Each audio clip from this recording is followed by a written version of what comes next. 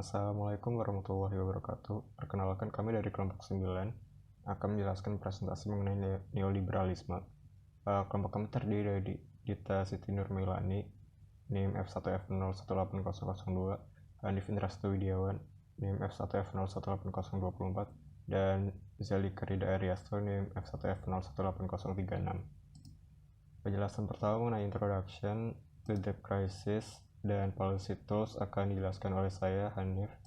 Selanjutnya, penjelasan mengenai globalization akan dijelaskan oleh Dita. Dan terakhir, penjelasan mengenai criticism of neoliberalism akan dijelaskan oleh Zelika. Terima kasih. Bab ini membahas mengapa sebagian besar negara Amerika Latin meninggalkan strategi industrialisasi yang berorientasi ke dalam dan dipimpin oleh negara selama tahun 80-an dan 90-an, serta konsekuensi sosial dan politik dari perubahan kebijakan. Katalis untuk perubahan ini adalah krisis utang yang dimulai sejak tahun 82 yang dialami oleh negara-negara Amerika Latin. Perubahan kebijakan didukung oleh konsensus neoliberal dan penekanan utama pada pasar bebas. Neoliberalisme telah merubah karakter negara Amerika Latin dan mereformasi beberapa sektor. Reformasi neoliberal juga bertepatan dengan berakhirnya pemerintahan militer, sehingga sering dikaitkan dengan proses neoliberal juga telah membuka ekonomi Amerika Latin ke arus perdagangan dan investasi global, serta memperdalam penggabungan kawasan ke dalam proses globalisasi. Karenanya, globalisasi memiliki implikasi yang signifikan terhadap hakikat negara, karakter persaingan politik, ketimpangan, dan budaya di Amerika Latin. Integrasi regional, pertumbuhan investasi asing, dan bahkan peluang baru yang ditawarkan oleh globalisasi bagi perusahaan Amerika Latin untuk mengembangkan karakteristik multinasional, semuanya memiliki konsekuensi bagi kedaulatan nasional. Pada akhir tahun 1982, kenaikan suku bunga internasional dan jatuhnya harga minyak telah mulai menyulitkan Meksiko untuk membayar utang luar negeri mereka. Investor kehilangan kepercayaan bahwa investasi mereka aman dan mulai menarik uang mereka ke luar negeri. Kondisi ini menyebabkan investor lainnya juga mulai menarik modalnya dari seluruh kawasan Amerika Latin. Hal ini kemudian semakin menyulitkan seluruh negara di kawasan untuk membayar utang mereka serta menghambat pertumbuhan mereka. Krisis utang kemudian menyebabkan lost decade karena krisis dan pemulihan yang sulit, di mana sejumlah besar modal terus ditransfer keluar dari Amerika Latin dalam bentuk pembayaran utang, sementara hanya sedikit yang masuk. Posisi neoliberal berawal dari kritik terhadap strukturalisme yang disuarakan setelah kudeta militer selama tahun 1960-an dan 1970-an. Di Chile, rezim militer yang dipimpin oleh Augusto Pinochet mengandalkan para teknokrat untuk mengembangkan kebijakan ekonominya. Ide-ide mereka kemudian menjadi berpengaruh di seluruh Amerika Latin. Pembuat kebijakan teknokratis di Chile menekankan keunggulan komparatif tradisional dalam ekspor produk primer, pengembangan ekspor industri baru, dan pembukaan ekonomi Amerika Latin telah muncul pada awal 1980-an. Neoliberal juga menjadi menonjol di lembaga multilateral seperti Bank Dunia dan IMF. Lembaga-lembaga ini dan pemerintahan Presiden Ronald Reagan melihat krisis utang sebagai peluang untuk mendorong reformasi kebijakan yang berorientasi pasar di Amerika Latin melalui bantuan dan persyaratan yang melekat. Reformasi berdasarkan Washington Consensus menekankan pada nilai tukar yang tidak ditetapkan oleh negara, liberalisasi perdagangan, investasi asing, pemotongan belanja publik, privatisasi, deregulasi, dan hak milik. Generasi pemimpin baru di negara-negara seperti Meksiko yang terikat dengan liberalisme ekonomi sendiri mengidentifikasi negara sebagai penghambat utama pembangunan dan internasional atau supaya negara-negara Amerika Latin untuk keluar dari kesulitan ekonomi dikoordinasikan setelah tahun 1985 oleh Departemen Keuangan AS. Pada tahun 1989, Menteri Keuangan AS Nicholas Brady menegosiasikan serangkaian tindakan yang mengakui kebutuhan untuk mengurangi utang tersebut. Brady Plan kemudian menjadi titik balik Amerika Latin dan membuka pintu baru bagi arus masuk investasi asing yang memainkan peran penting dalam pemulihan. Kebijakan pasca krisis utang pada awalnya mengupayakan stabilisasi jangka pendek untuk mengekang inflasi. Sedangkan dimensi kedua kebijakan pasca krisis utang ditujukan pada penyelesaian struktural jangka panjang yang berusaha untuk mengubah struktur ekonomi di kawasan melalui pengurangan peran negara. Hal ini dikarenakan banyak pembuat kebijakan Amerika Latin yang menyalahkan masalah utang, inflasi tinggi, dan pertumbuhan lambat pada negara yang intervensionis, tidak efisien, dan mengalokasikan sumber daya ke sektor-sektor yang disukai. Reformasi kebijakan juga bertujuan untuk mengubah Amerika Latin ke arah yang menggabungkan pertumbuhan ekspor yang cepat dengan tingkat inflasi yang rendah. Perangkat kebijakan reformasi neoliberal dapat dikategorikan ke dalam dua tema utama. Pertama, kebijakan yang mengurangi peran negara dalam perekonomian dan bertujuan untuk menghilangkan hambatan pada aktivitas pasar melalui privatisasi dan deregulasi sehingga menarik investasi asing. Dan kebijakan yang meliberalisasi perdagangan untuk mengarahkan kembali ekonomi ke arah pertumbuhan ekspor yang terdiversifikasi dalam ekonomi yang global. Privatisasi menjadi simbol nyata dari komitmen negara terhadap model pasar baru selama tahun 1990-an. Neoliberal percaya bahwa menjual perusahaan milik negara akan memungkinkan manajemen perusahaan swasta baru untuk mengambil keputusan berdasarkan efisiensi ekonomi, bukan politik, dan secara bersamaan akan mengurangi tekanan pada anggaran negara. Gelombang pertama privatisasi di Amerika Latin pada 1980-an menimbulkan perlawanan karena pejabat negara tidak ingin kehilangan kekuatan politiknya yang berasal dari kendali atas beberapa sektor. Namun, skala privatisasi di Amerika Latin meningkat pesat selama tahun 1990 hingga 1994. Secara umum, privatisasi telah meningkatkan kualitas pelayanan dan berperan penting dalam menurunkan inflasi. Privatisasi juga meningkatkan daya saing beberapa perusahaan Amerika Latin. Deregulasi melibatkan berbagai langkah untuk menghilangkan hambatan pada aktivitas pasar yang mencakup amandemen Undang-Undang Upah Minimum, menciptakan insentif untuk investasi dalam bentuk pajak yang lebih rendah, dan meningkatkan perlindungan atas properti pribadi. Secara khusus, kebijakan deregulasi telah berupaya menghilangkan hambatan pergerakan modal dan masuknya investasi asing. Neoliberal berpendapat bahwa keterbukaan terhadap modal asing bermanfaat karena meningkatkan investasi yang tidak dapat dibiayai oleh tabungan lokal sehingga meningkatkan produksi lokal. Neoliberal menempatkan reformasi perdagangan di puncak agenda kebijakan mereka, dengan keyakinan bahwa liberalisasi impor pada akhirnya akan menguntungkan semua pihak. Pabrik lokal dapat mengimpor mesin dan input terbaik untuk meningkatkan produktivitas mereka, dan konsumen dapat memilih produk dengan harga terbaik. Sejak akhir 1980-an, reformasi perdagangan di seluruh Amerika Latin telah membongkar langkah-langkah proteksionis, dan pada akhir 1980-an juga, ekspor Amerika Latin akhirnya mulai merespon dengan pertumbuhan nilai dan diversifikasi dari mengekspor satu komoditas, dan merupakan komponen kunci reformasi. Membuat kebijakan neoliberal coba melakukan reformasi perdagangan melalui perjanjian perdagangan bebas multilateral dan regional yang mengkoordinasikan pengurangan tarif bersama dan hambatan lain untuk impor antar negara. Pada tahun 1980-an, negara-negara di Amerika Latin mulai bergabung dengan GATT.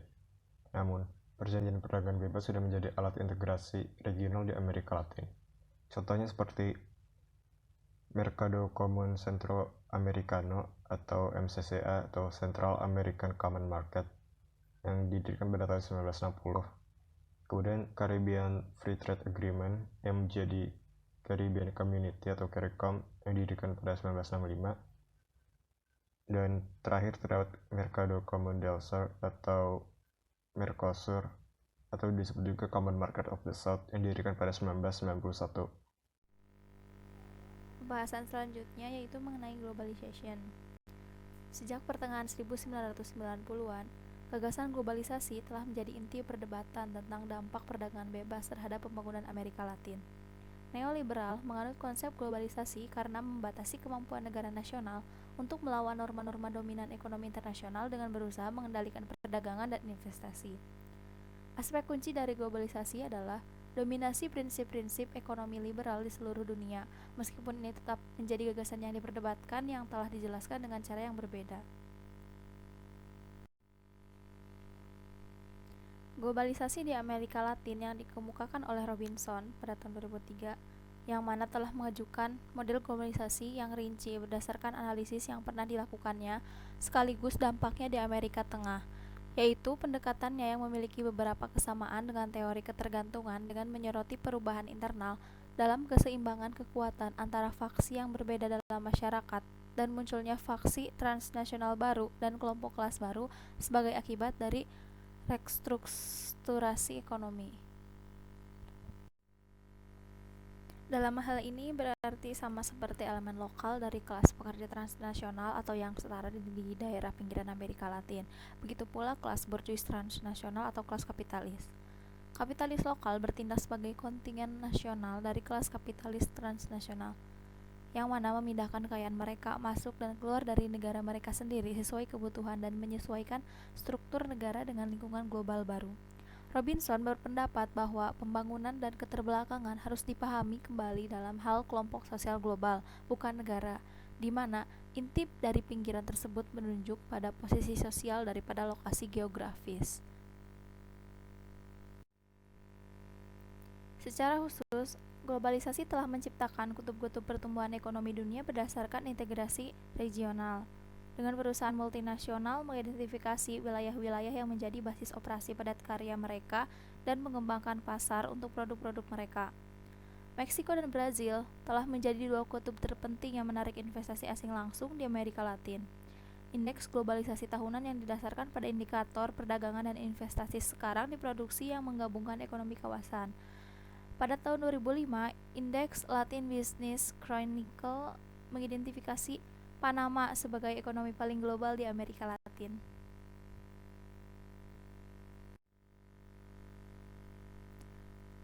Secara garis besar, globalisasi dapat dipahami sebagai perkembangan kapitalis yang semakin transnasional yang mencerminkan munculnya tatanan internasional baru sejak berakhirnya Perang Dingin. Hal ini mengaburkan perbedaan antara kegiatan ekonomi di dalam dan di luar negara, dan dengan membuat batas negara menjadi kurang signifikan, menantang pandangan dunia dalam kaitannya dengan negara kaya versus negara miskin. Dengan meningkatkan persaingan, globalisasi dapat menimbulkan keberhasilan atau kegagalan ekonomi bagi kelompok-kelompok baik di negara kaya maupun negara miskin. Globalisasi memiliki dampak yang signifikan terhadap perkembangan Amerika Latin. Di satu sisi, mungkin memperdalam peran tradisional kawasan sebagai sumber bahan mentah dan produk primer dengan menciptakan pasar baru yang penting dan peluang ekspor di negara-negara seperti Cina. Sebagai konsumen minyak terbesar kedua di dunia, Cina juga menargetkan Amerika Latin sebagai sumber energi penting. Pada awal tahun 2005, Cina menandatangani perjanjian untuk membeli minyak dari Venezuela dan mengambil saham jangka panjang dalam mengembangkan ladang minyak dan gas. Venezuela memiliki cadangan minyak terbesar di luar Timur Tengah dan di masa lalu telah mengekspor lebih dari 60% minyak mentahnya ke Amerika Serikat. Tetapi di bawah Presiden Hugo Chavez, ia berusaha untuk mendiversifikasi pasarnya.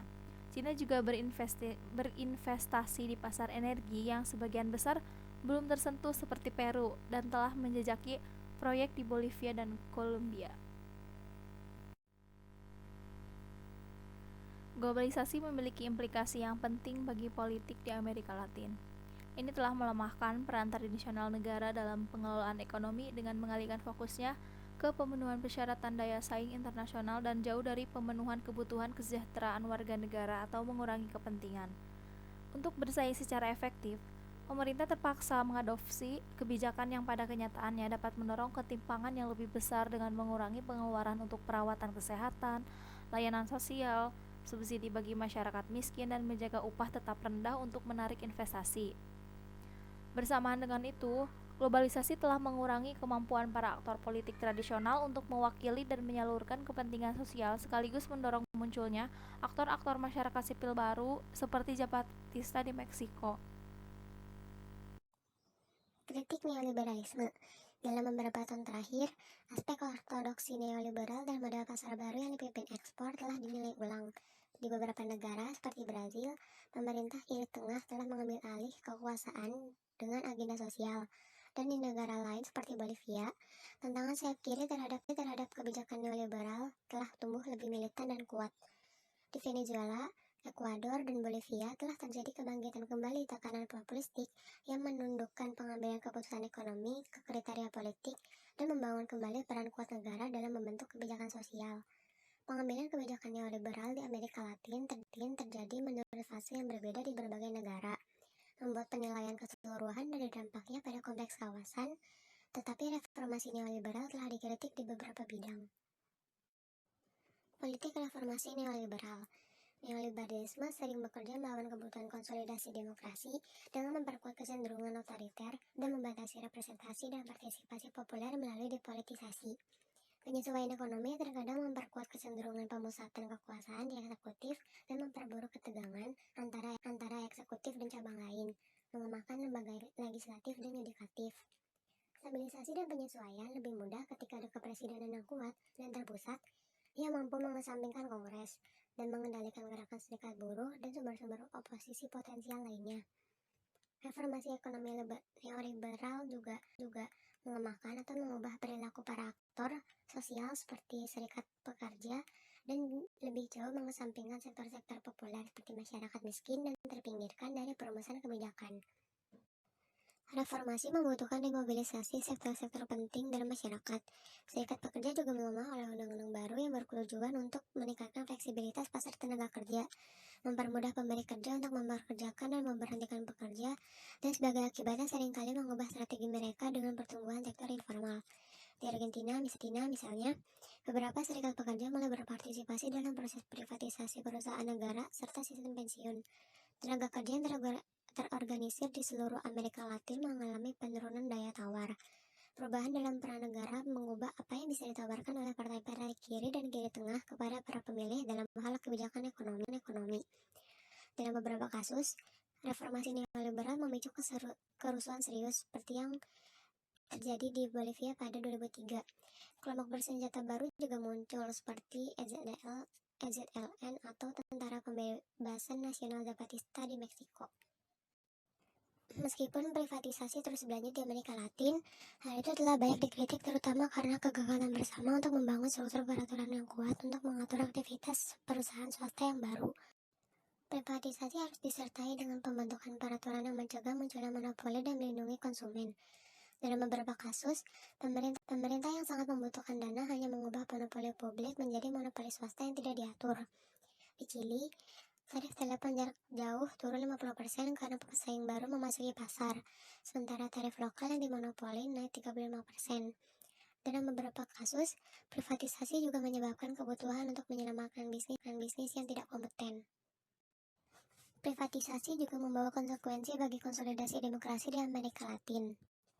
Di negara-negara seperti Meksiko, sebagian besar penjualan industri sangat bermanfaat bagi para kapitalis terbesar di negara itu dan membantu mereka mengonsolidasikan posisi mereka di pasar tempat mereka beroperasi. Sementara itu, privatisasi di Argentina, Chili, dan Meksiko memungkinkan kelompok bisnis untuk mengonsolidasikan posisi monopoli.